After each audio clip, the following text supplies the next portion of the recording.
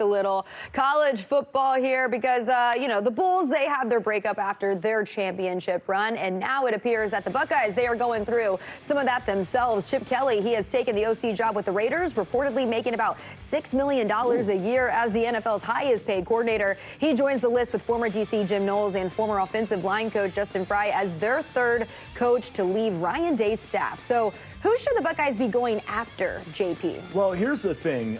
For the offensive line coach, I'd start there.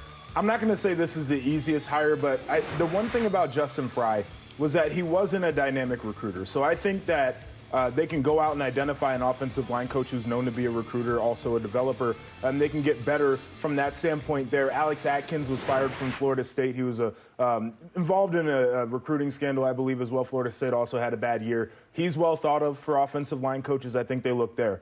For the defense, it's still mind-boggling to me that Jim Knowles left. He went to Penn State, which is a lateral move at best. Payday was obviously really good, but Ohio State got pretty close with the money. It feels like this one was a bit personal here, so I'm curious if there's going to be any more story about the fallout there.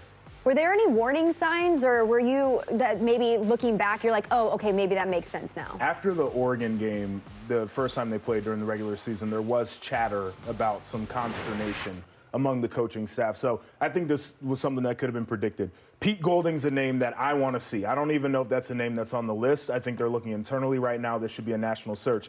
Pete Golding at Ole Miss, they had a really good defense. Lane Kiffin, very petty guy. Keep stealing from him. They got Quinshon Judkins, Davis Igbinosun from Ole Miss as well. And then for the offensive coordinator, I'm saying try to poach a G5 head coach who's got an offensive background. I'm saying swing as hard as you can for a great coach. Okay, what about Will Stein is what comes to mind from Oregon, the offensive coordinator there. We had an opportunity to sit down with him. He's just, I like his style, very casual. You could tell he really relates to players. You look at the success that Oregon had this year.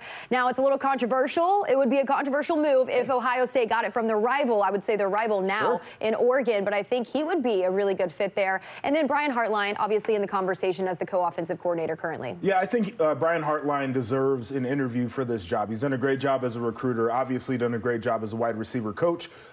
They tried to make him offensive coordinator a couple years ago. Really didn't work out. Ryan Day ended up calling the plays there. Maybe he's grown from that standpoint, but I think they should give him the opportunity to go in that room and try to prove that he's ready for the job. All right, well, you know what's going to come to mind in the hiring process is who is going to get him over that hump and beat that team up north. And